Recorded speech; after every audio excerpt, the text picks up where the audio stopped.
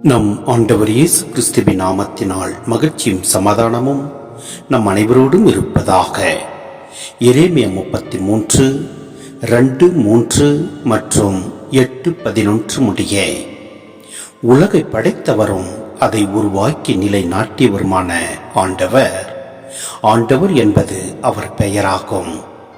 இவ்வாறு கூறுகிறார்: என்னிடம் மன்றாடு, உனக்கு நான் செவிசாய்ப்பேன். நீ அறிந்திராத மாபெரும் செயல்களையும் மறைப்பொருட்களையும் உனக்கு நான் விளக்கி கூறுவேன். எனக்கு எதிராக அவர்கள் செய்துள்ள பாவங்களை நின்று அவர்களை நான் தூய்மைப்படுத்துவேன். அவர்கள் எனக்கு விரோதமாய் செய்துள்ள குற்றங்கள், கிளர்ச்சிகள் ஆகிய எல்லாவற்றையும் நான் மன்னிப்பேன்.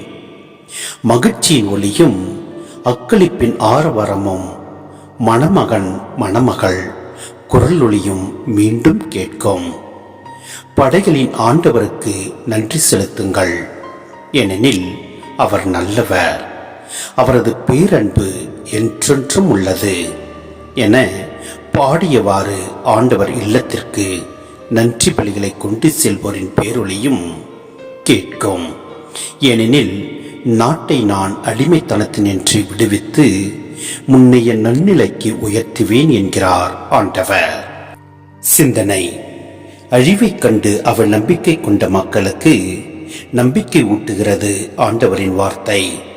முன்பு இஸ்ரேலின் முன்னோர்களுக்கு கொடுத்த வாக்குறுதியை நிறைவேற்றுவதாக ஆண்டவர் கூறுகிறார்.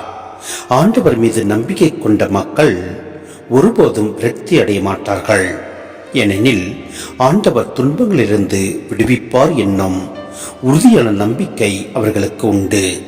அதே நம்பிக்கை நாமும் நம் ஆண்டவர் மீது கொண்டு அவரது கட்டளைகளை பின்பற்றி வாழ்வோம். ஒருவருக்கொருவர் அன்பு கொண்டு செயல்படுவோம். எல்லாம் வல்ல இறைவன் நம்மை நிறைவாய் ஆசீர்வதிப்பார். ஆமென்.